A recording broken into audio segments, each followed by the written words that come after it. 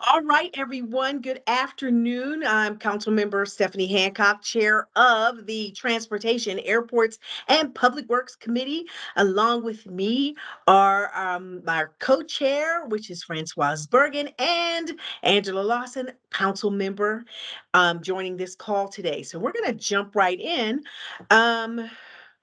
Everyone has had an opportunity to take a look at the first and 15th, February 15th minutes.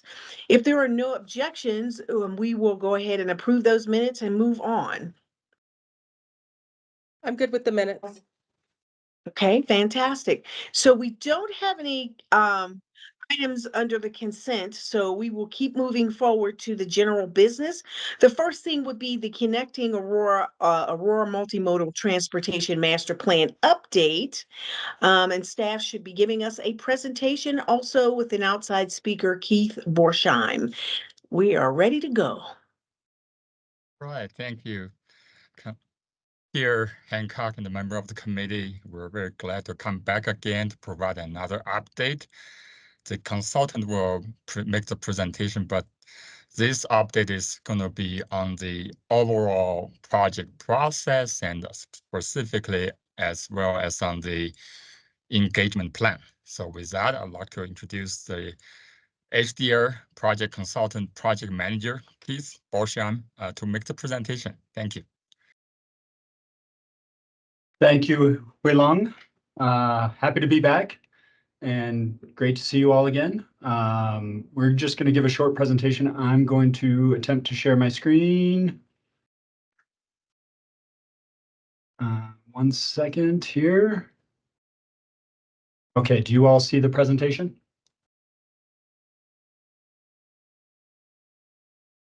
Okay. Yes. Cool. Yes. Sorry, I'm just rearranging my screens. Give me 1 second. Okay, so again, we're happy to be back to give an update, a relatively brief update on the work that we are continuing to do on the Connecting Aurora project. And the focus of this update will be on the upcoming engagement, but just want to touch on a few things before we get to that engagement plan overview. Some of this is a reminder of some of the stuff that we presented last time, but I do just want to make sure that everybody is fully aware of the process and the goals of the project before we talk about the engagement plan. So again, this is a citywide multimodal transportation master plan. We will be generating citywide vision for the transportation system, and as well as goals that we hope to achieve over the next 20 years or so. Those goals will be consistent with and supportive of the values that were developed during the Aurora Places comprehensive planning process. A real focus for this plan will be to be forward-looking and innovative, as well as adaptable and responsive. So we want the city to come away with a plan that can be updated periodically, probably on the order of about every 5 years, as we learn and adjust to new realities in the transportation world, and as projects and programs take hold and start to make a difference in our community. We want to be able to adapt the plan as that happens. Key outcome will be an integrated multimodal system, as well as complete streets for all people, no matter how they move around the city. We're focused today, again, on engagement. So we want to always highlight that we want to engage residents, businesses, and as well as key stakeholders. So we'll be talking about that today. Here is a very complex flowchart that describes the process. I'm not going to read every box here, but I do want to highlight that, throughout each of these phases, the discovery phase, the synthesize phase, the realize phase, and the visualize phase, we will be engaging with the community at those milestones, and also engaging with City Council as a whole through study sessions, as well as these TAPS updates, and also engaging with our stakeholder and technical advisory groups. So those are the engagement highlights here. I do want to note really quickly here that you all should have received an email from Laura Perry last week that introduces the idea of one-on-one interviews with all the council members. So be on the lookout for those as we schedule those. And the goal of those one-on-one interviews is really just to talk with the council members about what their specific community, your specific communities really hope to achieve through this planning effort. The project will culminate with a list of specific projects, both throughout the city and within each ward, as well as updates to the city standards and how we design our networks and streets. Okay, now we're into the meat of the presentation here, which is the engagement plan overview. I want to just highlight our promise to the public. So the Connecting Aurora project team is committed to engaging with the public in meaningful ways throughout the course of the process here. We want to utilize the trust of the community leaders and influencers and highlight that the city is going to communicate early and often. Transparency and honesty are at the forefront of our engagement process. I think that's one of the core values for the city is be open and honest with the community about where the city's headed and how we can make Aurora an even better place to live. And we want to promise that we'll be listening throughout the process to the community's voice and make sure that this plan really represents what the community hopes to achieve on the transportation front. Okay. The primary goal of the engagement plan is, again, gathering that meaningful input from stakeholders, policymakers, and the public with the hopes to build a foundation for support and develop an integrated mobility visions and solutions. So again, building that foundation of support. We want this to be a community-driven plan, and we have a plan to make it so. And we want to do that so that the community is bought in and it really reflects the values of the community. And all of the solutions that are included in the plan reflect those values. I want to highlight really quickly that the city is starting to use a process for public participation that was developed by the International Association for Public Participation, the IAP2 process. This really guides the level of engagement for various stakeholders and decision makers throughout the process. And the city is now approaching this process to many of its projects and how it engages the community. So just a quick highlight there. Okay, objectives and outcomes for the engagement throughout the process here. We want to build upon the previous and existing public engagement efforts. There's been a lot of work to date. Even though this is our first citywide transportation plan, there have been previous studies and plans for sub areas within the city as well as corridors within the city. So we really want to build upon the engagement efforts that have occurred for those transportation projects. Again, listen first. We want to facilitate and garner that public support I mentioned. A key component will be education. So educating the community at large, as well as local stakeholders and community groups on the benefits that might result from implementation of this plan, as well as some of the challenges that currently exist within the transportation system. Outcomes, on the outcome side, we want this to be reflective of the community's needs and goals and values. We want to develop partnerships throughout the community so that those key stakeholders can be involved not just in this plan and process, but in the implementation that comes after this plan is published and adopted. It'll be key to have that community support as we take these projects from this plan to reality and implementation. I want to highlight here a key component of our outreach will be to reach underrepresented communities. These are folks that have not been engaged throughout previous planning efforts or that are sometimes harder to reach. And so we want to make sure that we reach them and give them an opportunity participate in that process. An example of this is we're currently thinking through how we want to reach people who don't necessarily get the water bill.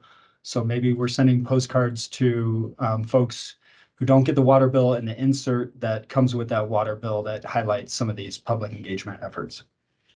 Here are some data points as well, kind of goals for our outreach or engagement process. Looking to generate at least 500 comments per milestone. I think that's on the low side. 6,000 people throughout the process to be engaged, about 100 people per open house, and 500,000 total touch points, including, people who view social media posts and that kind of thing as well. Okay, quick discussion here of what we're calling co-creation. So we're following a process to co-create this engagement plan with the community. So we're gathering input from key community groups and representatives to identify meaningful ways to engage with those audiences throughout the city. So this is kind of a newer approach to these processes where prior to even meeting or holding any engagement milestones, we go out and meet with stakeholders. So we've already conducted a little over somewhere in the order of 10 to 15 interviews. There was one just this morning, so not sure exactly the number of one-on-one interviews with key stakeholders throughout the city that really starts to highlight how they want the city to engage them on this process.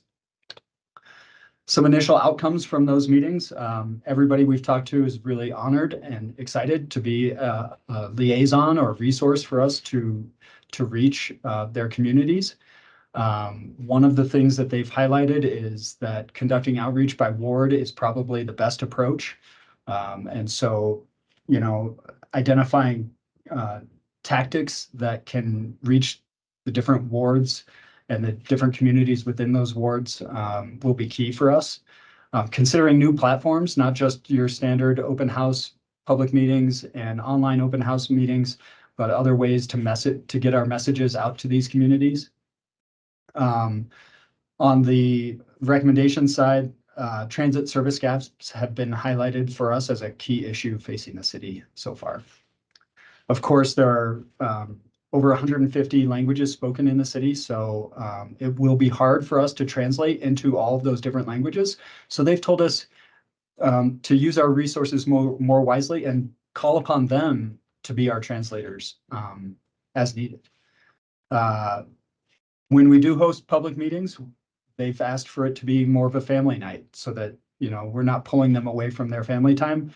It's a family night opportunity. They can come to these meetings, bring their kids, perhaps get dinner, and provide their input that way. One last thing is go to where they are. Many people feel uncomfortable going to city buildings. So finding other locations for us to meet with them will be key. Okay, so this is a graphic that just shows some of the audiences that we're trying to reach and some of the tactics that we are trying to use to reach those audiences. So general public, elected officials such as yourselves, various boards and commissions such as yourselves, as well as some of the stakeholder groups and neighborhood groups that we might want to reach. And I also want to highlight the business and development communities. We'll be having some special workshops with business and development communities as we move forward as well. And some of the tactics, some of the things we've already mentioned, but a couple that we haven't is pop-up events. So we want to host some pop-up events that really meet people where they already are and start to get that message out and drive that engagement process forward. Okay. On the translation front, so I mentioned that there are so many languages that it would be really hard and onerous for the project to translate into all of those languages for every every bit of material that we share. We will plan to translate everything into Spanish, and then we'll have other languages upon request, such as Korean, Vietnamese, Chinese, Amharic, and others as requested. We'll target our social media posts for translation accordingly. And anything on the web will rely on the Google Translate widget, which has all of the languages spoken in Aurora. Okay. The stakeholder group. We did have our first stakeholder group meeting last week. It is composed of the residents, business owners, and community leaders. The goal for the stakeholder group is to advise the planning process as we move forward on key transportation issues and solutions. They have no decision-making or legal responsibility, so I just want to highlight that. But they really are there to give us advice and represent the viewpoints of their community. It's not their personal viewpoints, it's the community they're representing, and bringing that to the table for us to take into consideration as we move forward. Just a quick highlight here, in April, we will be launching our first milestone engagement, milestone 1 engagement. 4 open house meetings are planned throughout the month of April, throughout the city at various libraries. We will have surveys available at those libraries as well throughout the month, and there will be an online open house also throughout April available for people to go and provide their input and learn about where we're headed with the plan. One thing that's not on here is that we will be the key effort for this first milestone will be to gather input from the community on safety, traffic, transit, walking and biking, really focus on where does the community see existing challenges and opportunities, strengths and weaknesses within the transportation system. So, and then there will also be a bit of an educational component about the various modes and how people currently move around the city. We'll also be conducting 3 pop-up events at various locations. Those are still in the works for exactly where those locations will be. And that's it for me. So thank you for your time today. And I think we do have a little bit of time for questions. Yes, Madam Vice Chair. Thank you. Thank you for the presentation. I actually mentioned connecting Aurora at my town hall last night. You mentioned 10 to 15 interviews were done with key stakeholders. Did that include the business and development community? They are several folks within the business and development community are invited to that stakeholder working group. I think that we actually ended up without any of them being able to attend that first one. But we are reaching out to the folks who couldn't attend that first meeting to follow up and try to schedule a separate one-on-one with the folks who couldn't. Yeah, and I think, I mean, it's important because obviously as they're developing, communities, they probably already have transportation plans in place and making sure that it's all well connected. We'll use that word. When you do these with the residents, these forums, it's kind of like, I remember even when we did the recreation center public engagement, people think they want lots of things, but they don't know the cost. So will we, like if they say, well, I want roundabouts all over the whole city, and we know roundabouts cost a lot of money, will that be communicated in any kind of way? Absolutely. Yeah. So any transportation improvement comes with trade-offs, right? And so we will definitely be communicating those trade-offs, the costs. Costs are obviously a key component for any of our transportation planning. So trade-offs will be considered. We haven't totally decided on the tactics for communicating those trade-offs. There are lots of different ways you can go about it, like give everybody $100 to play around with, right? And a roundabout costs $2 and a traffic signal costs $1, We haven't totally decided on those, but as we get into milestones 2 and 3, that's where that focus would be. Okay, and just it's something that came up at my town hall last night was RTD. And I think on one of the things also that people don't understand is, for example, in my ward, we don't pay the tax for RTD because we don't have, we don't have rail service and so forth. So there's also a disconnect of, well, do you want to pay the tax, but yet rail probably won't come to us for 30 years. Yeah.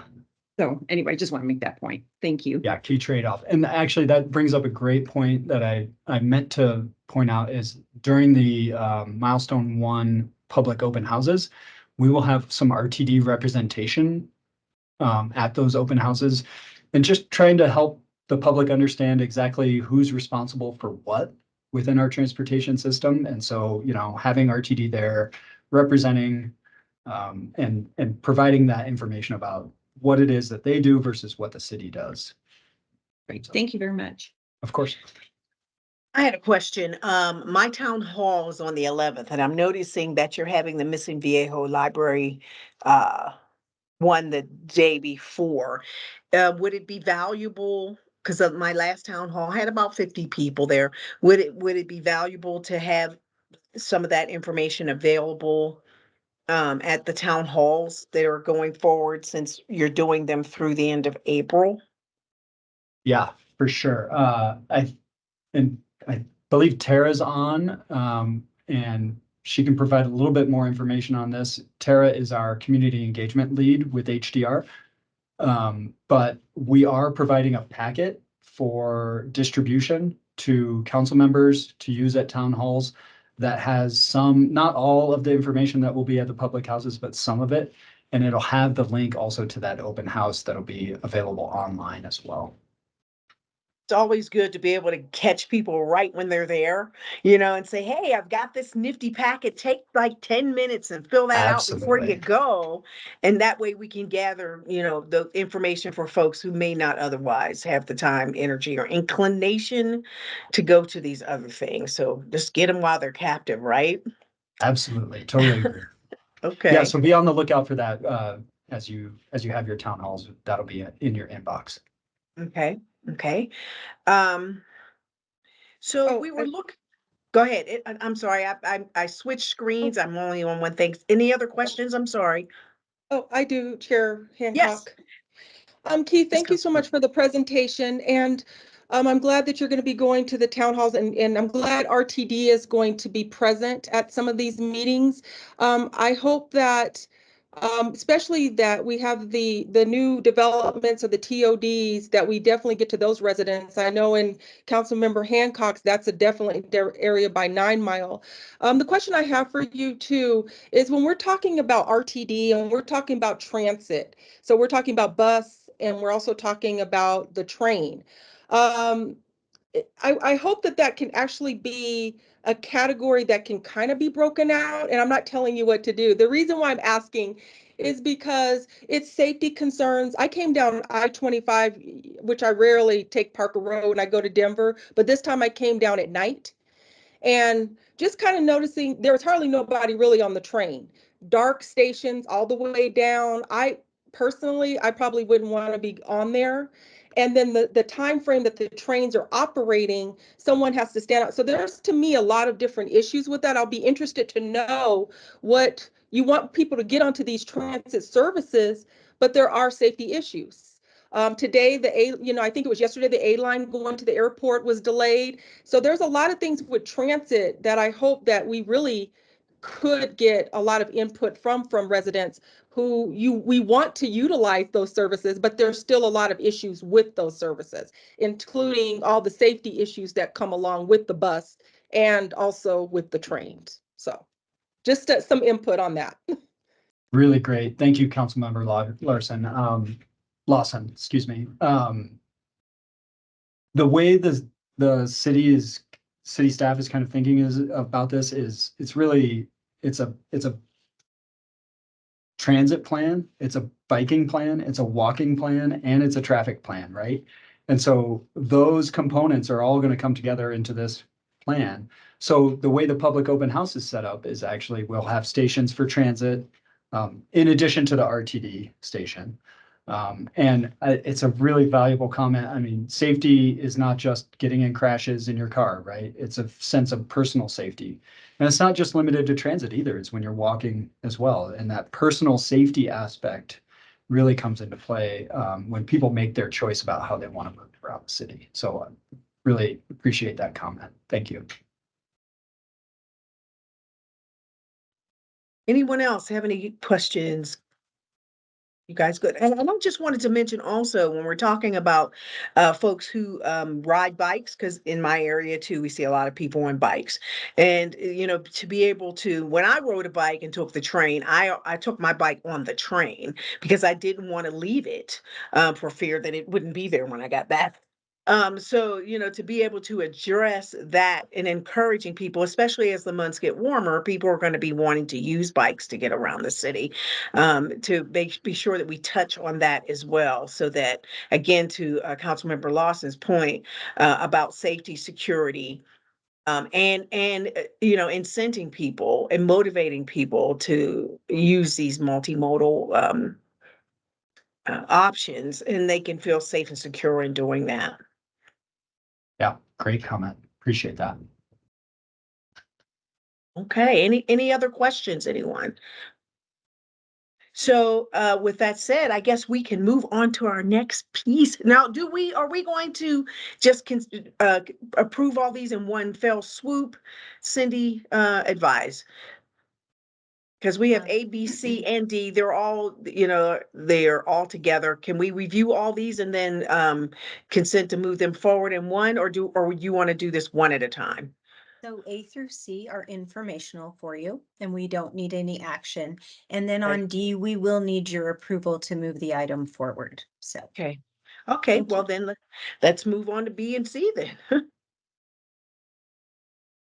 Thank you, Councilmember Hancock. My name is Carl Harleen. I am a principal engineer with the Traffic Division in the Public Works Department, and wanted to go ahead and introduce myself. I'm here with Carly Campuzano, also a traffic manager, and I will be giving the presentation on an update to the progress on the Neighborhood Traffic Calming Program, which is generally an ongoing program that we have in place with the Public Works Department to help to mitigate some of the speeding concerns that are presented to us from the residents. So just dive right on in, if this will react to me. All right. So the Neighborhood Traffic Calming Program was established and became live back in May of 2019. I was actually hired to manage the program from the get-go. Kind of moved on and brought in my scope of work myself, but the program continues forward nonetheless. And the purpose of the program is to evaluate and mitigate the speeding concerns on local and collector roadways. And these are smaller roadways, the ones that residents either have direct access to with their driveways, or roadways that they use and travel on in order to get to the larger arterial roadways. And I think it's worth mentioning that in our application and all of our communications, we do note that the arterial roadways are not eligible because they are designed for a higher speed. So, you know, a Chambers or an Alameda Parkway generally would not be eligible for this program just because it's difficult to throw up speed cushions on those roads and not have many adverse impacts. And so the whole process for a resident to apply for the traffic calming program is that they must fill out an application, which application is essentially a summary of their concerns. You can see down here is the cover sheet, and they can write down their concerns. We encourage anybody who has more information than can be allowed for this spot to go ahead and add supplemental pages. Very loose format in that sense. And they can identify the street or the intersection that they're looking for traffic calming. We require two additional co-sponsor from the primary applicant in order to ensure that we have continuity of communication should someone move away or other thing happen that the original applicant is no longer part of the application. And so we do encourage also a petition of affected residents, so people who live perhaps alongside of our area of study, because it really does help show broad general consensus for the traffic calming mitigations. And it also gives us opportunity to kind of spot identify where people might be supportive of putting in something like a speed cushion next to their home, in order to know people that might be interested in that, so that we don't have any issues with the actual construction down the road. But once submitted, the application is scheduled for an evaluation. We do very specific data collection efforts. We put hoses and tubes out across the street to get a very accurate, within a mile or 2 miles an hour, representation of the travel speeds for the general public. And that is what gives us the indication, a primary indication as to whether or not the thresholds essentially are being met. So we do look for like a 25-mile-an-hour speed limit to have a certain average, an 85th percentile average of 7 miles an hour over that speed limit in order to qualify for further go no go action on the mitigation. Once we've confirmed that that initial speed data is a go, we take a look at what mitigation might work best for any given road, and then we schedule it for installation. The installation itself, because of procurement and other aspects of the fact that we have to batch these mitigations, the installation can take quite a while. It can take up to about a year, just because depending on when the application comes in, we might have just scheduled and contracted out that year's mitigation. So it is good, and we've been clarifying with the residents the timelines that are expected for actual action, and we are working to try to minimize that time as well with our contracts going forward. But doing what we can, trying to get as fast as we can, and when questions about the timeline pop up, we answer those as quickly as we can. And then this actually bleeds into a bit of the information I'll share at the end, but we do, upon request from our residents, we do follow-up studies, data collection after the fact to confirm that the mitigations are effective. And you'll see that we have one such study, a before and after study, coming up this summer. And moving on. So for example, the traffic calming mitigations would include things like flashing radar speed sign. These compact roundabouts that you see already up on the screen, we've been installing a few of these recently in various wards. They are a little bit more expensive, so we do try to identify those on a most effective sort of basis.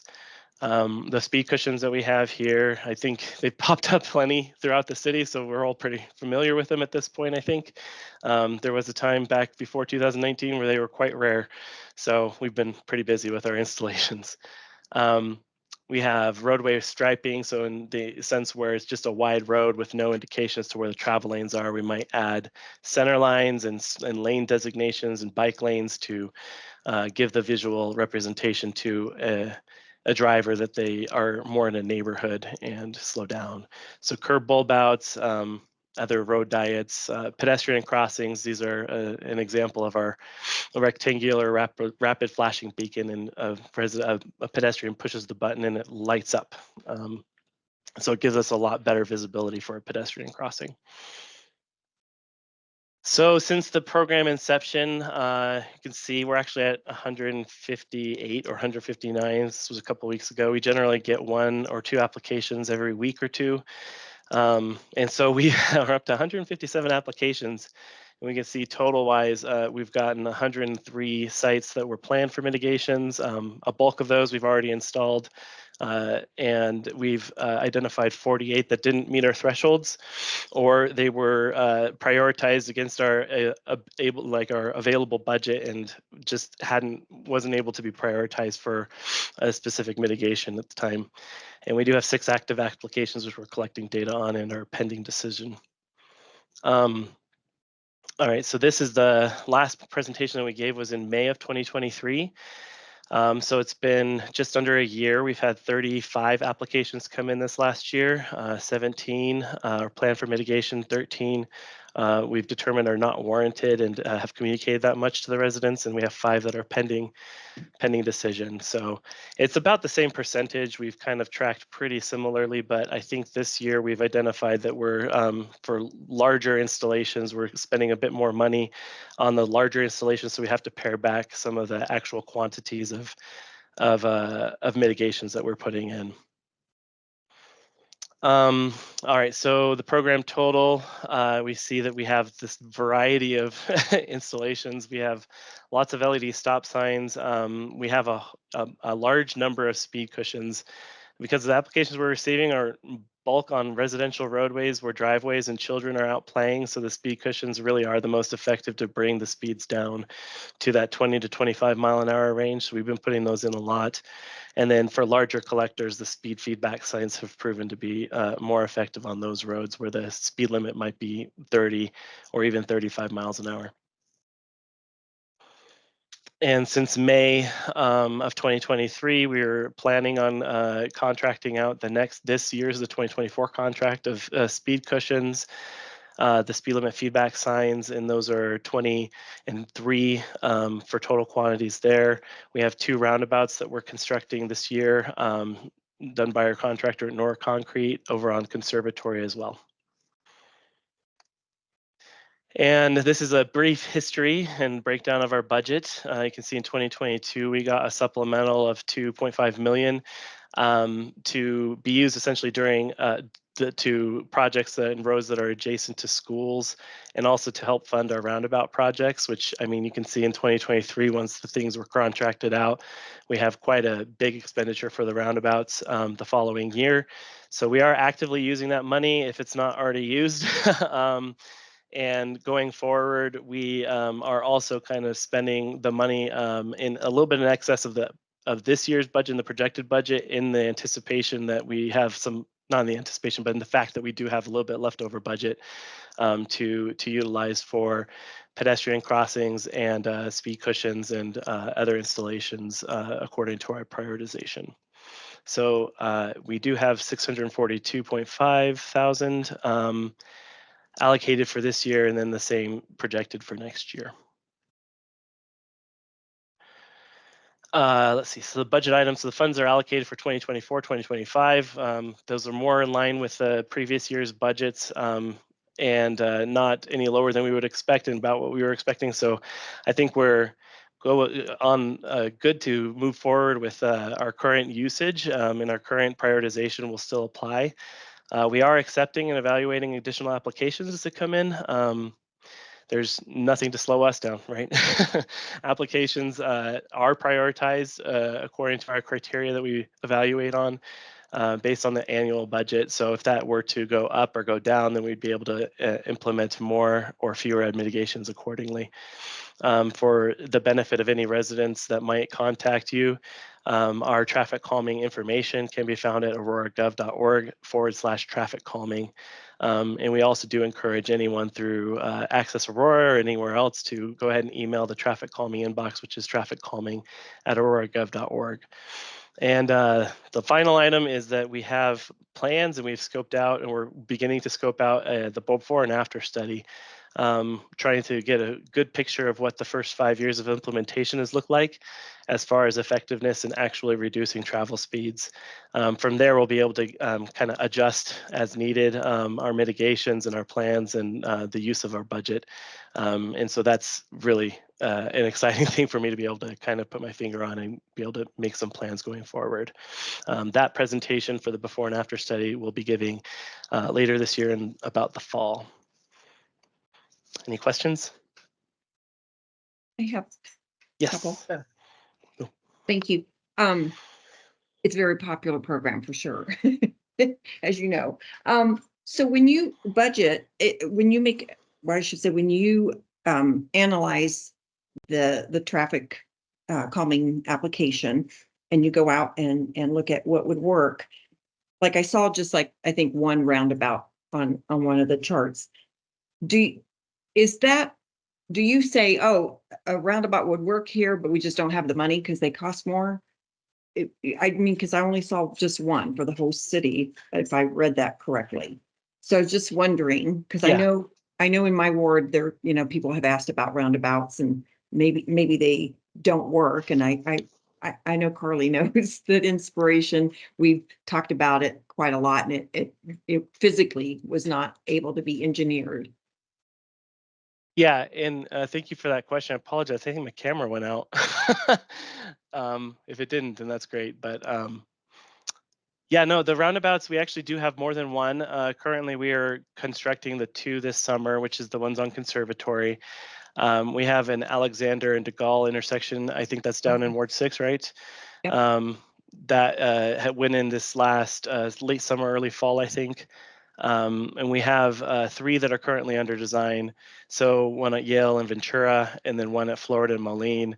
It's tricky because we want to identify what the actual roundabout is going to be addressing, and primarily when we get concerns that are, this intersection is not safe, they don't have adequate sight distance, there's a crash history that kind of supports those claims. That's when we really look to spend the extra money it would take in order to build the roundabouts. We are a little bit limited in the funding sense because they have been coming in around $600,000, which, as you can see, our annual budget being 642 would eat up our entirety to be able to address any other projects for the year. So we are cautious with regards to identifying that that's the path forward. And generally speaking, when it is the path forward and it's been identified, we do represent to our residents that it will likely take a longer time to acquire that funding and to move forward with the actual installation. So yeah, so that was actually my point, is that if it looks like it's a good solution, but it Right. costs $600+ or $600,000 or more, and it's not in that traffic calming budget, is it put into, I don't know, maybe Cindy would answer this, but is there another budget that it would come out of? I know we have marijuana monies that go towards, I think it's just road maintenance, so I guess it wouldn't come out of there. Right, yeah, sometimes we supplement small overages with our miscellaneous streets fund, which is also fairly small. We do that supplement, but I think what we would end up doing is coming to council and asking for approval through the budget process to add or include a roundabout or two as part of the proposal. So, Okay, all right, thank you. yep. Mayor, you had a question?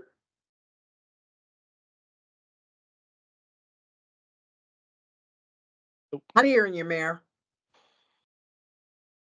He's muted. Okay. Oh, Okay, it's an incredible program. I just want to thank you for it.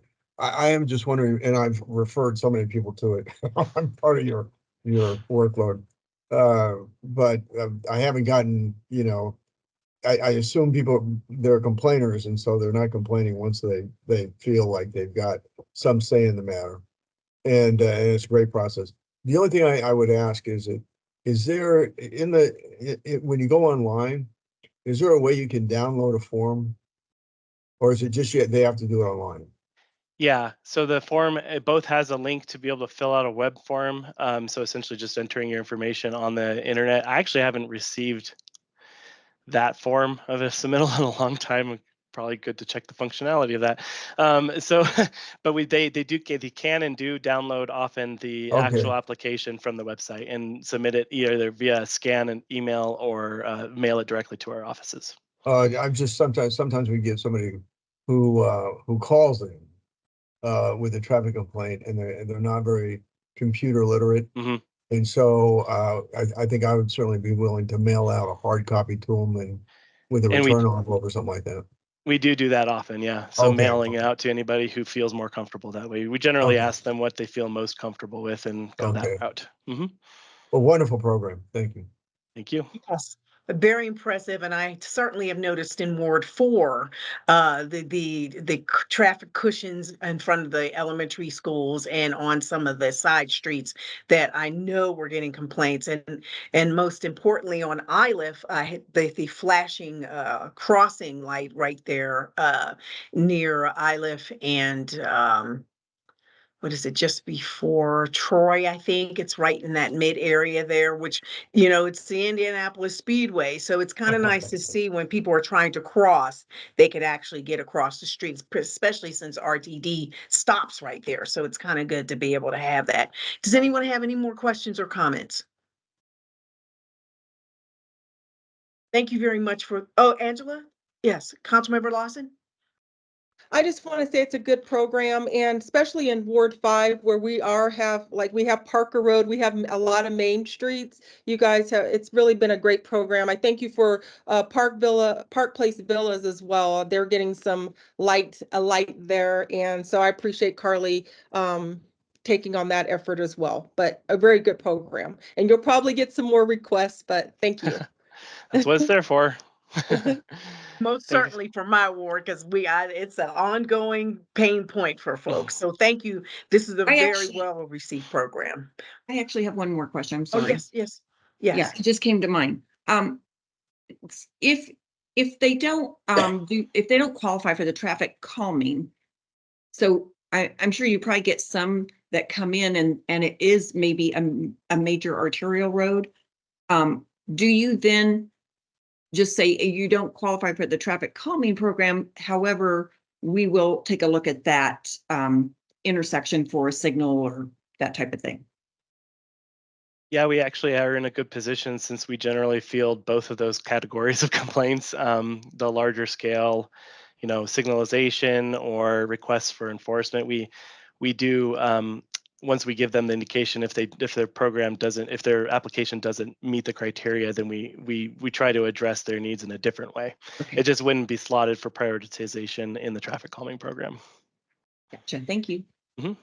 For example, in Yale, we're looking at maybe doing some lane reduction or narrowing in order to slow people down because Yale is an artery. And so I know I've been in discussions with Carly and with the team with staff about narrowing that certain portions of it, especially when we're getting up towards Chambers where people just fly down that butts right up against your ward, Councilmember Lawson. And it's a dangerous area. So we're looking at perhaps narrowing some of those so that we can mitigate some of that issue. So I appreciate the fact that you're being flexible and finding other ways to help people feel safer and reduce some of the accident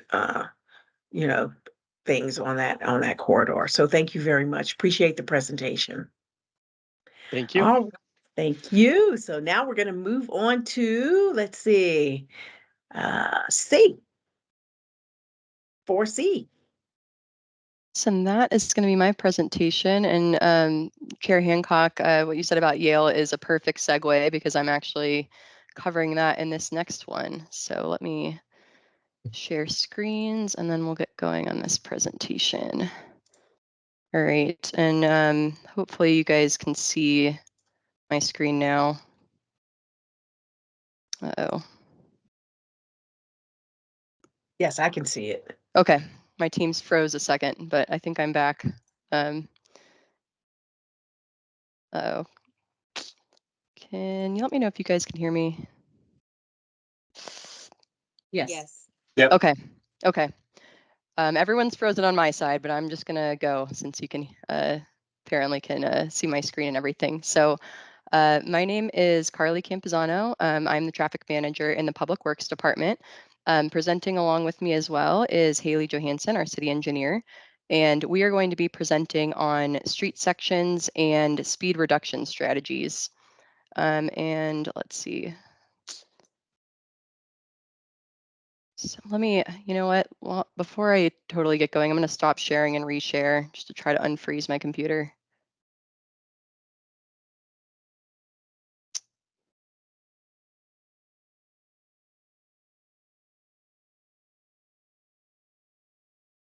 All right, sorry about that. Can somebody confirm that you can hear me again before I get going?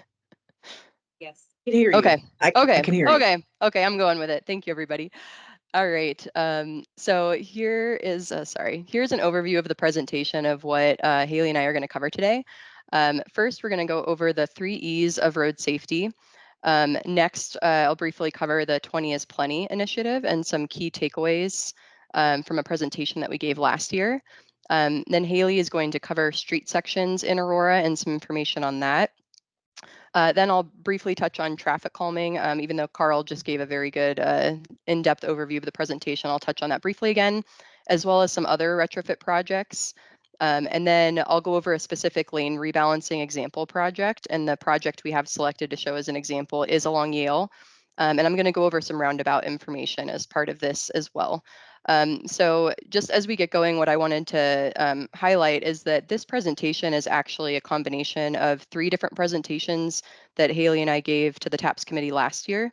And so this year with the new TAPS committee, we wanted to give this as an overview and kind of touch on these items again to bring everybody up to speed and see what questions folks have.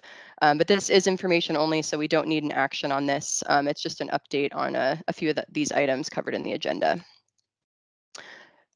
So going over the 3 E's of roadway safety. So I just wanted to go over this as just a fundamental thing to start with. And so the 3 E's is a concept that was developed a long time ago as a way to explain the complexity and just some of the foundational elements of transportation and traffic safety and what they revolve around. So these safety obviously involves engineering, and that's what you hear us talk a lot about in the Public Works Department and during the TAPS committee. And engineering is physically changing the characteristics of the built environment, and that's a lot of what we focus on. But we also have other things that we work on related to safety as well. So it's not just the engineering piece. We have education, which is providing information to drivers that increases their awareness and hopefully motivates them to alter their behavior. So at the city, we can achieve this through community meetings. We've helped community members with different signs in their yard and different ways to convey that information before. We also distribute information on the city website and through other social channels.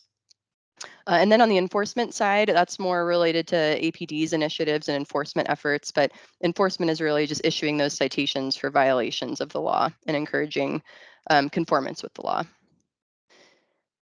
So just some key takeaways from the 20 is Plenty program. We were asked to give an overview of the 20 is Plenty program last year through TAPS, and we had a separate presentation on this, but this gives a few of the key findings from that effort. So 20 is Plenty is an initiative that was developed a number of years ago as well. This has been adopted by various agencies, and the foundation of this initiative is to decrease the posted speed on local roads to 20 miles an hour. In Aurora, the posted speed limit on local roads is currently 25 miles an hour, and that is that's in city code. And that's also consistent with how our streets are designed. And so through the 20 is Plenty initiative, some agencies who have adopted it locally, it's been adopted and implemented by Boulder. It's been adopted by Denver, though I think they're still implementing, so they don't have a whole lot of before-after data yet. And in our research, we found other agencies outside of Colorado, such as Portland and I think a few others, who adopted and implemented 20 is Plenty and did a before-after study. And what these studies and what these other agencies have found is that changing out the posted speed limit alone does not influence driver behavior. So the before-after studies, especially in Boulder recently, showed that if you just change out the posted speed limits alone, you're not going to impact driver speeds. The speeds remained unchanged after these signs were changed out. One of our key takeaways is that it's really street design that has a bigger impact on vehicle speeds rather than just what it's posted at. And another key takeaway is that on a lot of our local and collector roads, safety issues come up. And a lot of it is how people feel safe, if they're perceiving safety and perceive safety, when in reality, the more severe crashes are actually happening on the higher speed, higher volume roadways, which are generally arterials and not necessarily on the local streets. So now Haley is going to go over information on our local street sections. Thanks, Carly. So the roadway manual is our guidance and standards document for the all of the roadway design and engineering required for the city. So this document, the roadway manual, has our street sections, and that includes the standard street sections you can see on the right-hand side of the slide for locals, collectors, arterials. We also have some other unique street sections that are related to TOD or Main Street, Boulevard. So there's some other street sections in there as well. We're going to focus on the local street sections. And so since 1999, our most used local street section is called the Type 1. And this street section is 34 feet from curb to curb. and that's also known as flow line to flow line. The section includes 10-foot travel lanes, one in each direction, and 2 7-foot parking lanes, one on each side of the road. Our locals typically do not have striping. And we also have 2 other local street sections that can be used. One of them is shown on the screen here. This is the local type 2. That's a smaller section in terms of width. And then we also have a larger section called the type 3, and that's a 40-foot flow line to flow line. That's typically used in industrial and commercial areas. And they're a little bit wider, mostly related to trucking. And having larger vehicles in those areas. In all of our local street sections, we have 5.5-foot detached walks with a curbside landscape area, and that can vary in width. Our local street section, the type 1, is consistent with what other metro area municipalities are using as well. So that 34-foot width is around the same as what other municipalities have. And in our current and future developments, our criteria encourages the use of traffic calming measures during design. So when a project comes in under development review, part of the evaluation of when that comes in, we can talk to the applicants about incorporating traffic calming when needed. When I had done this presentation originally, I had gotten the opportunity to kind of dive into our historic roadway manuals. And in a bit of a nerd moment going back to 1972. So that was fun. Since the 1970s and through 1999, the local street section was between 36 and 40 feet wide. So in our newer developments, certainly developing up in Northeast Aurora, we're using our current street section, but older sections of Aurora have wider local streets because they were designed under the standard of the time that they were developed. The subdivisions from that era can be usually around that 40-foot flow line to flow line. And then the width of the sections, along with the network connectivity, can have an impact on speeding, along with the parking utilization along those street sections as well. So if you have an area where a lot of cars are parked along the side of the street, drivers typically tend to go a little bit slower just because they need more time to be able to adjust. Whereas if you have a wide open view, because that parking isn't utilized, that means that drivers feel a little bit more comfortable going faster because they'll be able to see something that comes into the roadway. I think we can go Councilmember Bergan. Yeah, sorry, I wanted to ask a question here before I forget. So what was the reasoning for reducing the width? Because I mean, I guess to me, the parking part is an important factor. In Saddle Rock, they have pretty narrow streets, and I have a lot of problems, a lot of complaints with people, because if they do park their car on both sides, cars can barely get through the middle lane. So I don't even know why that neighborhood was developed the way it was. It causes problems with the fact that the street is so narrow. Yeah, so I think previously, back in the 70s and 80s, the focus was on vehicles and vehicular travel and getting cars through the area, and that can increase the speeding. So I'd have to look at specifically what the Saddle Rock sections are. I guess a good clarification is that we do ask that the development or when developments come in, that they use our standard sections. But along the way, you can see a lot of non-standard typical sections as well. Yeah. And so the local type 1 that we have now is a good balance between being able to move vehicles while not creating this kind of wide open view. And then we also take into consideration other factors as well. And we can kind of cover that in the next slide. Well, I don't know if it's really. I'm kind of concerned because if we're narrowing the roads in our requirements, So Saddle Rock South probably was built in the late 90s, something, or in the 90s, I don't remember. So if at the time the code was 36 to 40, I mean, I think their roads are pretty narrow, which I guess maybe the developer asked for a variance, and I don't know why we would have even granted that to them.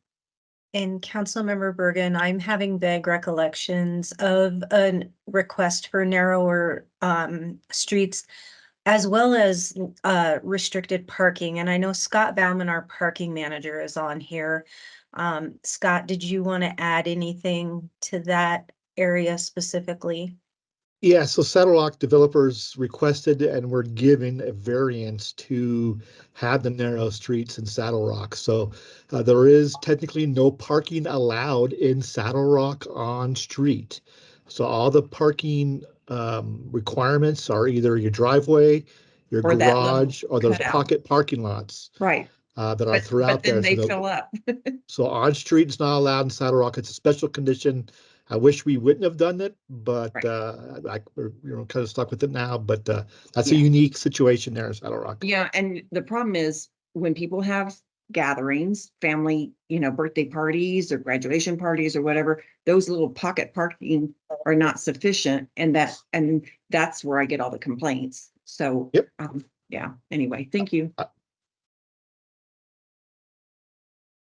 Thank you for the clarification on that. I didn't realize that that was such a unique circumstance. For the city. Okay, so then this next slide is to kind of go over how we develop the street sections. And there's a few different factors that we consider. There's the physical characteristic of the vehicles, the movements, and the parking. And so the slide or the image to the left on the screen here is a turning template, and that predicts the turning movements of vehicles. And we're particularly looking at not passenger vehicles as much.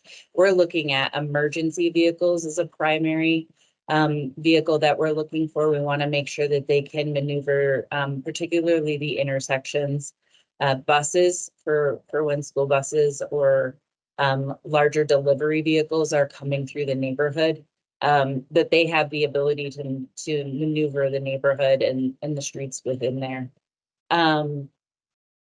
So one kind of nuance to the turning movements for vehicles is that anything that is an emergency vehicle, we're looking for that turning movement to stay within the lane that they're dedicated to be driving in. So say you're driving on the right side of the road, like everyone should be in the US, you want to keep your delivery vehicle on the right side of the road and then also be able to turn onto the, if you're making a right-hand turn into the right side of the road on that intersecting street.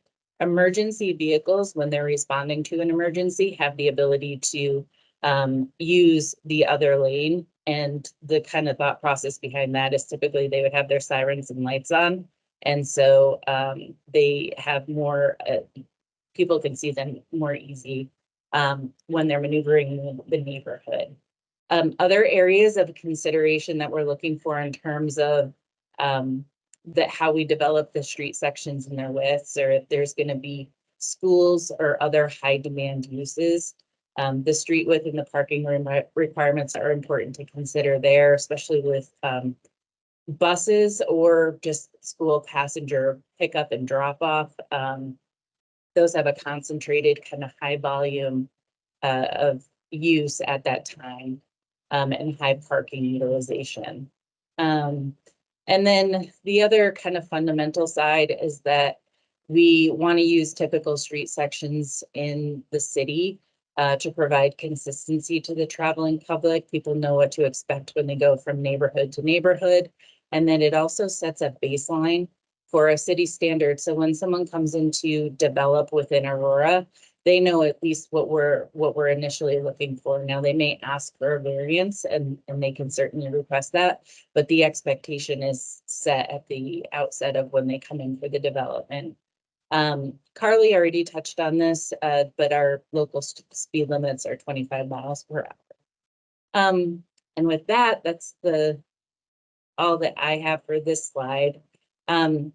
This slide is showing the different speeds on different roads and how the speeds can be impacted based on the width. And Carly's going to go over more of this information. Thanks, Haley. So yeah, this slide shows 3 different representative sections of roadways in Aurora that we've looked at, and we've collected speed data on all of these through our neighborhood traffic calming program. So the section on the left is Newcastle Way, so that's out in eastern Aurora in a newer development. So this kind of shows you what our standard typical section looks like. And so with a 34-foot width, what we found is that the 85th percentile speed, and the 85th percentile speed is a speed and term that traffic engineers use a lot for these types of studies. But it basically means that this is the speed that 85% of people are traveling at or below. So this gives a good representative idea for us on if there is a prevailing speeding issue or not, or if most people are traveling within a few miles an hour of the posted speed limit. So on a roadway like Newcastle, the 85th percentile speed or the prevailing speed is about 27, which is pretty standard and pretty consistent in what we're wanting to see for a roadway that's local and posted at 25. But then, uh-oh, can you hear me now? Okay, Oh, there you I'm go. back. Okay. Oh man, my Teams is spinning, so I'm just hoping for the best over here. If I cut out again, let me know. Appreciate that. So these other sections you see are 13th and Uvalde. So you see different widths of the road. We see 40 miles an hour, or sorry, 40 feet and 50 feet. And then we see 33 miles an hour and 35. So you can see those speeds kind of increasing based on the width of the road is what this is showing. So just wanted to go over some tools that we have to address speeding concerns. And so Carl already went over this one. I won't harp on this too much, but one of the tools we have available is our traffic calming program, which again has been just very popular with residents, and we've installed a lot of different mitigation measures that Carl went over through this program. And this is a program at our disposal for existing developments. And then in addition to our traffic calming program, sometimes we do larger projects, larger what we call retrofit projects in an existing neighborhood.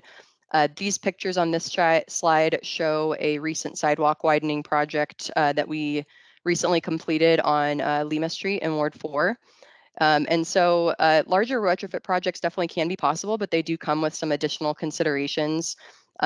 The first one is cost, widening sidewalk, and whenever you're doing kind of physical work, which related to like concrete or pavement, it can be very costly. And for sidewalks alone, we've found that the cost for widening can be $4 to $5 million per mile if you're widening both sides of the road.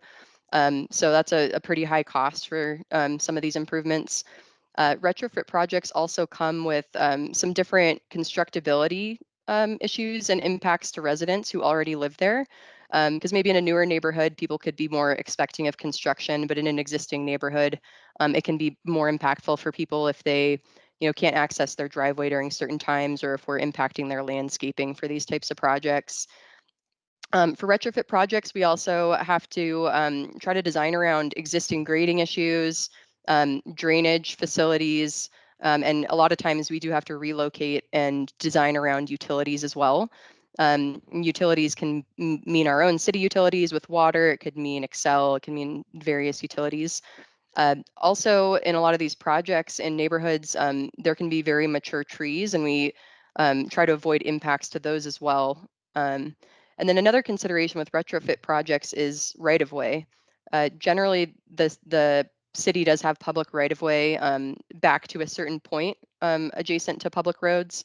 But sometimes we do need either temporary easements for construction or permanent easements or permanent right-of-way to accommodate some of these projects, especially as we tie back onto existing property. And these easements can be time consuming. They can be expensive since we do pay fair market value for the property that we need an easement on. And sometimes residents are not supportive and don't want to provide an easement for those types of projects. So next, I'm going to go over a lane rebalancing pilot project example. This is an example, what could be an example retrofit project. We developed a few different concepts to show what a rebalancing project could look like along Yale from Nome to Vaughan last year as part of a request from council. So this is not a funded project. This was really just an exercise to show what types of projects could be possible with if we're entertaining lane rebalancing. Part of the reason why we selected Yale to be our representative project is that it is currently a 4-lane minor arterial, but the volumes are relatively low. So it could be a potential future ability to reduce the travel lanes to repurpose them for something else. A few other characteristics of Yale, it currently has a painted median. The design, or it's posted at 40 miles an hour right now, provides access to Westerly Creek. And there are some bike lanes along Yale, but insufficient width and not consistent throughout the corridor. All right, so I'm going to show 3 different alternatives that we developed as what Yale could potentially be repurposed into if we reduce the travel lanes. And so for each of these alternatives, what you'll see is you'll see the existing cross section on the left, and then the alternative cross section idea on the right. And all of the 3 alternatives, we also show a sidewalk being added on the south side of the road. So as you're looking at these, the north is on the left and the south is on the right. So this first one, you'll see we show a buffered bike lane and sidewalk. So still have the painted median or painted turn lane where there's a turn lane, reduce the travel lanes to 1 lane in each direction.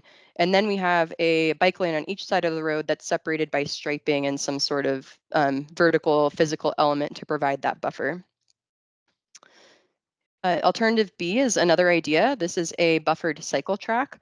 So the difference here is that you have the bicycle mode on just one side of the street. So you have the bidirectional bike traffic, but on one side. And there are some pros and cons to this. I think the hardest thing with these types of projects is how you tie in and accommodate intersection treatments. But you'll see this type of design on Florida, for example, with the Westerly Creek project that was constructed a few years ago. And then the last alternative I'm showing is kind of similar to the first one, except this is one that has a raised median. And so the raised median can serve some different purposes. It can provide a pretty good traffic calming element by really reducing that physical space for the driver. And then it can provide access control to restrict kind of some of illegal movements that could happen and provide a safety benefit. So those are the pilot project examples along Yale. And then I'm going to go over a couple just roundabout examples. So this is a roundabout that is a kind of sketch that we did for Conservatory. There's 2 planned roundabouts on Conservatory right now, and they're going to be constructed this summer. So this is showing a single lane roundabout. So, 1 lane in each direction approaching the roundabout. We have the physical deflection with splitter islands, but we try to reduce impacts to cut costs as well. And I think as Carl said in his presentation, these did come in at about 600,000 each. So they're not necessarily an inexpensive treatment and something that we necessarily regularly do with our traffic calming money, but this is a retrofit option, especially if there's a crash issue. This graphic just shows what a potential multi-lane roundabout could look like.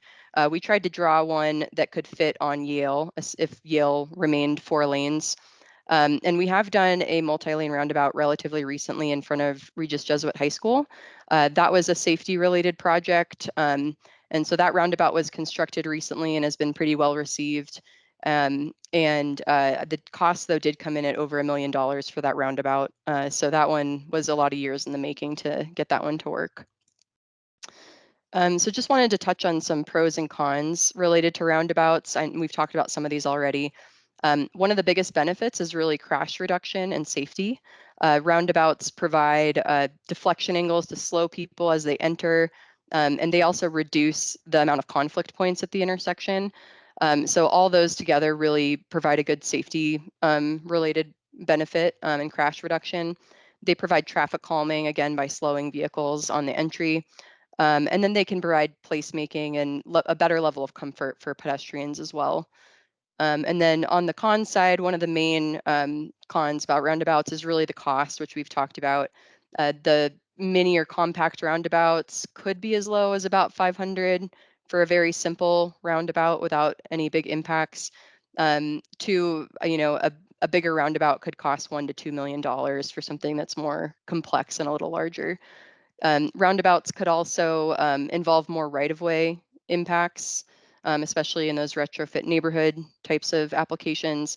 And then they could also have drainage or utility impacts if we're getting into like existing inlets or altering any drainage patterns. So this is the last slide. So this is our current and next steps. So one thing is just highlighting that our local street standards that Haley showed you, the current widths are narrower than our pre-2000s designs.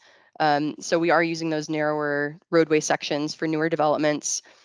We are continuing to implement the traffic calming program for existing neighborhoods, and we're regularly taking applications for that program.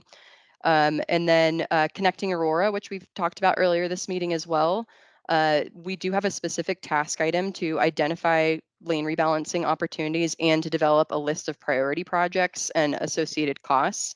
So I think that'll give us a better idea of what types of projects we should do and then what the relative priorities are. And the connecting Aurora, another task item is reviewing and updating some of our city standards. So that should be helpful as well throughout that effort. And then Haley and her group are regularly reviewing and updating the roadway design and construction manual standards as well.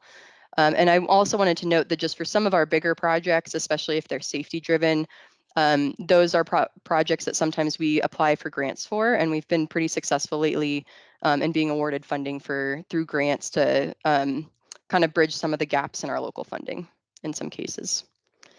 And with that, I'll take any questions. And thank you for the opportunity to present. Thank you very much for that presentation. We appreciate it. You've really gone into some good depth, and I've kind of caught up, which is kind of cool. Councilmember Bergan. Thank you. On the Yale pilot project, the bike lanes, and I think you know this, Carly, because in Inspiration, I think it was Inspiration where we had complaints that because the bike lane was so wide, that actually cars were using both lanes. So they were actually using the bike lane for the car because they were mad that traffic wasn't moving fast enough for them. So when you design these, do you take into consideration the possible consequence of, cars are now going to be like, that's wide enough for my car to get through. I'll just use that one. That's one question. And then on the narrow widths of roads, same thing. When planners are meeting with developers, are they considering that narrow width with parking on both sides? Yeah, those are good questions. So to touch on the first question, we do try to account for various driver behavior and, kind of the unintended consequences when we're going through the design process. It's really hard sometimes to predict what people will do to make it around whatever we're trying to do. Yeah. I feel like we have to be like traffic psychologists sometimes. Which, I mean, we're getting pretty good at understanding the driver behavior piece, but that's why in that pilot project, we showed some, and it's a very loose concept, but we showed some, in our concept, some level of physical separation as well, which those also can come with other maintenance consequences. And, people do tend to hit anything that's in the roadway too. But the examples, I think first with the raised median, those tend to help because, those actually do physically narrow the road, which is really helpful. And yeah, as far as the bike lane, striping out that buffer space and having maybe some sort of raised element could help with the compliance. And that's why with the Westerly Creek project as well, there's that concrete curb separating it. And I'm sorry, could you repeat that second question about new developments and parking? Yeah, it was just consideration for the width of the road when, a lot, I don't know, transit-oriented areas have less cars probably, but my area, everybody has to drive. They ride their bikes on the trails, but typically they're going to have lots of cars with, 2 to 3 per family. Yeah, and we do try to take that into account as well with where on-street parking is provided in new developments and where is it needed and what road section do we use. And some of the more transit-oriented developments, we've seen different traffic calming measures be implemented with the developments. And some things we've seen are, for example, bulb outs. So kind of pushing the curb out into the road where the parking stops at the intersection to provide more clear lines of sight. That's one option. But yeah, whether or not to provide parking is always difficult, because if we do provide parking, we prefer that it's utilized. And I think some of the issues we have now with our collectors, which Inspiration is kind of one of these, although it doesn't have parking, is that when you do provide parking and it isn't used, then it just gives more wide pavement for people to try to pass or go faster. So we try to predict, we're not always perfect, but we try to make our street sections kind of context sensitive while using our typicals. Yeah. Well, and I think I was referring more to not the collector roads, but the residential. Yeah. for the Okay. parking. Yeah. But thank you. Yep. More questions or comments? Thank you for the presentation. I really appreciate the in-depth presentation, and that's very helpful, especially with Yale, because I'm keeping my eyes on that. So thank you so very much. No problem. Thank you. All right, so now we will move on to 4D, consideration to approve the intergovernmental agency agreement between the City of Aurora and the Colorado Department of Transportation regarding certain maintenance responsibilities for the I-70 corridor and the Aerotropolis Parkway interchange project. So take it on there, Ryan and staff. All right. Thank you, Chair Hancock. So Ryan Grimroth, I'm the Deputy Director of Transportation and Mobility within Public Works. So I'll go through this presentation here, a few slides here on the maintenance IGA that we've got with the state of Colorado. And my screen just blacked out on me, so hopefully, can you all see my presentation? Nope. All right, so let me try that again. There it is. Oh, there's back. Okay. It was a flash. Yeah, it was a flash. Here, I'll try it again. Just having trouble with technology today. There we go. So you can see it now? All right. Because I cannot, but I will try and go. Oh, there it is. Here, let me try something else. All right, there it goes. All right. So yeah, the maintenance IGA. So a little bit of history here. So the interchange, and actually I'll point it out here on the screen. It is the green dot here you see at the Harvest and I-70 interchange. It's now called Aerotropolis Parkway. It actually has been renamed. So it's just east of the I-70 E470 interchange. And then just to the west of E470 is where we have the Piccadilly I-70 interchange construction project going on right now. So the Aerotropolis or the Harvest Road interchange was identified as part of the NEATS, the Northeast Area Transportation Study. So it's been in an approved plan for a while now. It was included as an original project when ARTA was formed, so the Aerotropolis Regional Transportation Authority. And then ARTA is financially responsible for the design and environmental clearances and construction of the interchange. So ARTA has gone through the approval process, the 1601 approval process with the state, with CDOT. And the interchange was approved by the Colorado Transportation Commission in November of 2020. And the delivery method that's being used is design, bid, build. And so now the design is done and ARTA has bid the project. So they're ready to go to construction here later this year. So they opened 3 bids in February, so about a month ago. And then the construction is slated to start probably in the second quarter of 2024. And so ARTA will be taking the lead on constructing the interchange and then opening it.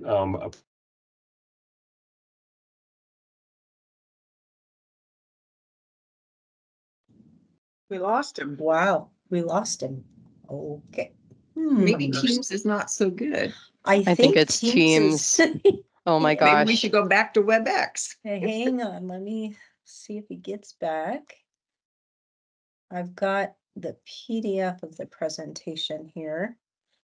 In our Oh, there packet. he is. You're back. Oh, you're muted. All There right. you are. I'm going to try to share this differently. This is our punishment for complaining about WebEx. So we'll teach you. You'll appreciate us now. Right? Oh my gosh. All right. Hopefully you can now see. Don't put that in the meeting minutes, Tracy. Oh, sorry. Yeah. Yes, we can see Ryan. Okay. All right, I'll pick up where I left off. All right, so the maintenance IGA. So it's in accordance with the CDOT Policy Directive 1601, which basically states that any new interchange constructed by a jurisdiction is the responsibility of the applicant. So in our case, the city of Aurora. So the state responsibilities are I-70 itself, as well as the maintenance of the drainage structures. And they're also going to do the plowing, the snow plowing of the ramps and the after storm sweeping of the on and off ramps, which they don't typically do that. So that is something they're giving us in this case for this agreement. So the city responsibilities are going to be the new interchange complex as a whole, with the exception of the streetlights on the ramps. The streetlights on the bridge itself over I-70 will be the city's responsibility, but the streetlights that are on the on and off ramps will actually be maintained by CDOT as well. And then the IGA also outlines the rules of engagement with regard to communication protocols. It grants right of entry, so we will need to enter CDOT right of way to do some of the maintenance activities that are in the IGA.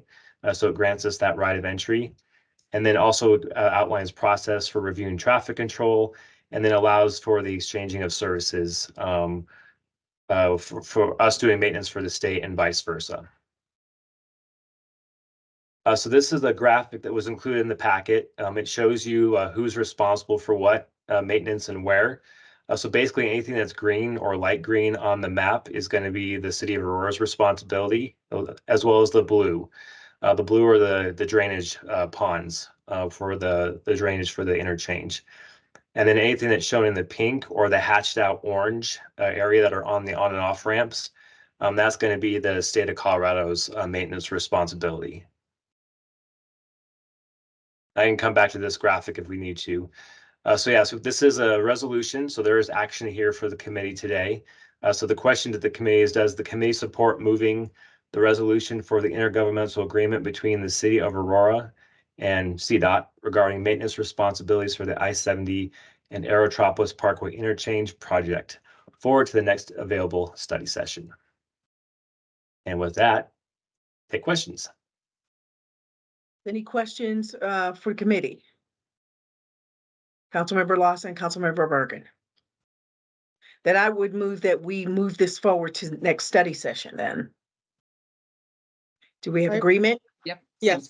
We do have synergy and agreement there, so let's move it forward. All right, thank you for your time. Thank you.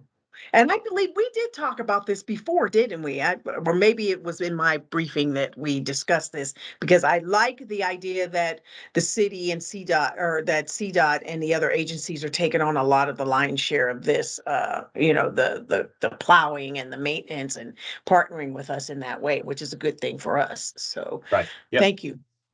Thank you very much. Okay, with that said, do we have any miscellaneous matters for consideration during this time? Not from staff, we do not. Not from staff? Okay, do we have any anticipated items that we did not cover that we need to discuss at this point? Wow, we are clipping right along then. Then we have gotten to the end of our, and I just lost my place, doggone it. I finally got eScribe to work. I was having a little trouble when we first started. I couldn't get it to sync up. And now it seems that we have. With that said, if we don't have anything else pending, then we will have our next meeting coming up. Cindy, help me out because I've lost my spot.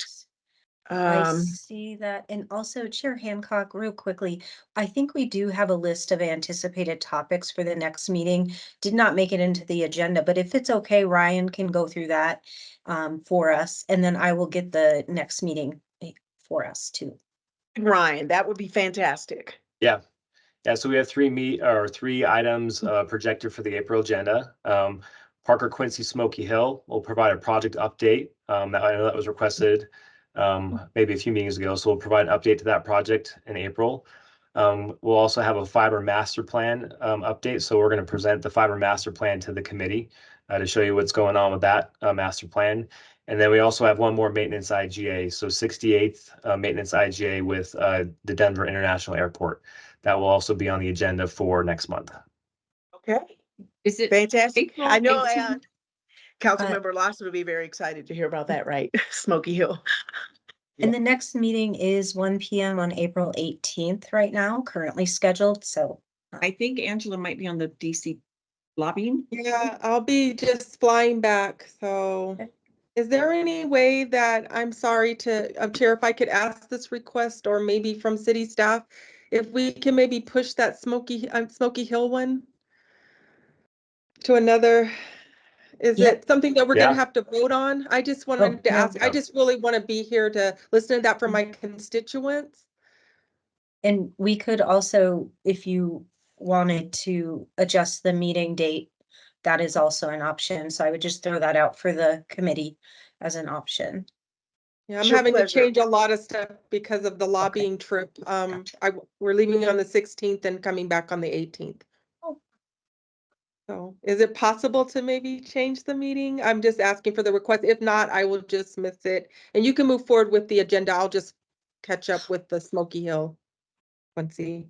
Well, we can certainly push the Smoky Hill, Parker Quincy Smoky Hill. There is no action on that. It was just an update for the committee. But I'll leave the if potential for moving the meeting up to the committee. And another reason I asked too is because I have 2 town halls, and it would be good to provide like a little bit of an update to I have one on the 20th and also on April 30th. So it would just be good to have like an update that I could provide on that based on the presentation. So just a request, Chair. Always amenable to, being flexible if it's okay.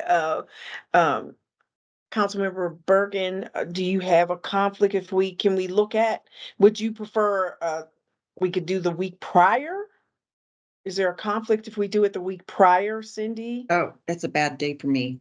Bad day for you, okay, The 20th. because I don't want us to, be bumping 2 meetings in 1 month like we did before. I was just trying to see if we could avoid that, Don't make any adjustments for me. I'll just have to miss, and then maybe I can just get an update from Cindy. On that Yeah, we issue. can certainly do a one-on-one, Councilmember Lawson, and Yeah, we'll that's walk you fine. through everything. I don't want to, Sure. I don't want to make it change Absolutely. anybody's schedule, so no I problem. mean, if you, I don't know about the 25th, I have a 1 o'clock E470 roadway committee, but I would be available like at 2 on the 25th. I could do that time, but You do again, that time? yes, and I really do appreciate it, but if it's going to be a hardship, no problem. It won't be a hardship. We can make the adjustments far enough in advance and we can do that. Can you do that, Cindy? Could you make that Yes. adjustment for us? We can certainly do that. Let's go ahead and do that because I certainly, our constituent concerns are always at top of mind for me. So I want to make sure that we're able to accommodate that. And if Well, it's not a hardship, Thank you, Chair Hancock. I will try to not make sure that doesn't happen. This one is just with the lobbying trip. If it was No, something else, I would. Yeah, we got a lot of balls in the air during that time. So if we can make that adjustment, that would be great. And then we can send out all the communication to support that so that everybody will know we're all on the same page. Is that all We right? will- so Yep, much. we will get Okay. that taken care of. Okay, that'll be fine. Okay, so having said that, we're going to adjust the meeting to the 25th at 2 and we'll go forward with that. And with that said, thank you everyone for your time and attention and the presentations today. If we don't have anything else, then I will give you the rest of your day. Thank you. Right. Bye, Thank everybody. so much. Bye-bye. Bye-bye now.